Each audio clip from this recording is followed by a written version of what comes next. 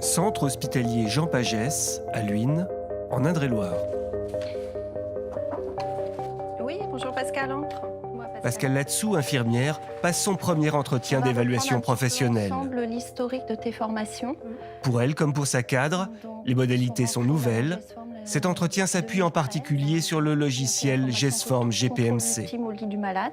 À mon niveau, j'ai trouvé ça beaucoup plus aisé de faire l'évaluation professionnelle des agents, puisque cet outil nous permet de passer différents items au fur et à mesure et ça structure l'entretien finalement autour des compétences professionnelles attendues. Moi, mon sentiment, c'est d'avoir été entendue de par mes attentes de formation, de par mon vécu au sein de l'établissement et c'est vraiment un réel échange. Et pour se préparer à cet échange, Pascal, comme l'ensemble des agents de l'établissement, a reçu avec sa convocation un guide de préparation et une grille d'auto-évaluation. Ça permet vraiment de préparer un échange construit et puis de se positionner en tant qu'infirmière en me disant voilà, ça je sais faire, ça je fais au quotidien, ça je le fais pas assez, j'aimerais bien. Pour les agents de l'hôpital, l'arrivée de l'entretien professionnel est la traduction concrète de la mise en place de la gestion prévisionnelle des métiers et des compétences. Une démarche dans laquelle ce centre hospitalier s'est engagé début 2013. Nous avions besoin de définir des outils communs. Ces outils, c'est quoi? C'est par exemple avoir une évaluation commune que chaque cadre fait sur les mêmes bases et les mêmes outils. Nous avions par exemple besoin de définir quels étaient nos objectifs institutionnels.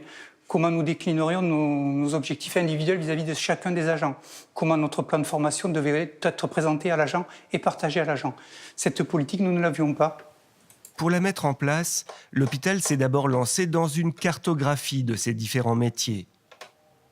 Alors, on se rencontre dans le cadre de la création des fiches de poste ici à l'hôpital. Isabelle Bétis et Marie Sidi Touré, chargées du projet GPMC, ont ensuite rédigé des fiches de poste en s'appuyant sur l'expérience des agents. Aujourd'hui, elles ont pris rendez-vous avec une assistante sociale pour discuter de ces tâches et missions. C'est une manière d'avoir une vision plus réaliste du poste de l'agent et pas seulement une vision de l'encadrement. C'était essentiel pour être le plus représentatif possible de leurs activités et aussi pour les impliquer dans la démarche GPMC au niveau de l'institution. Ici, l'entretien professionnel implique que chacun se fixe des objectifs pour l'année, à l'instar de Françoise Calçada, aide-soignante en soins palliatifs. Moi, je me suis fixée comme objectif cette année, puisque je fais partie d'un atelier toucher massage pour les familles, et non pas pour les patients, mais pour les familles qui viennent dans l'unité, de redynamiser un peu cet atelier et du coup de faire une formation interne pour mes collègues de façon à ce qu'on soit plus de monde et que ce soit un atelier quelque chose de plus dynamique. À l'échelle de l'hôpital, la GPMC est apparue comme un outil permettant de structurer le projet d'établissement. Notre politique RH aujourd'hui est définie. Notre projet d'établissement se structure autour de la GPMC, notamment sur son axe fort qui est le projet social. Dans le projet social, on peut parler de promotion, on peut parler de mobilité, on peut parler de formation. Et puis ensuite, sur l'autre aspect du projet social, c'est tout ce qui est compétences aujourd'hui, une meilleure lisibilité et accompagnement de l'agent dans l'évolution de ses compétences. Pour arriver à ce résultat, le centre hospitalier Jean Pagès a pu compter sur l'aide et le soutien de l'ANFH Centre.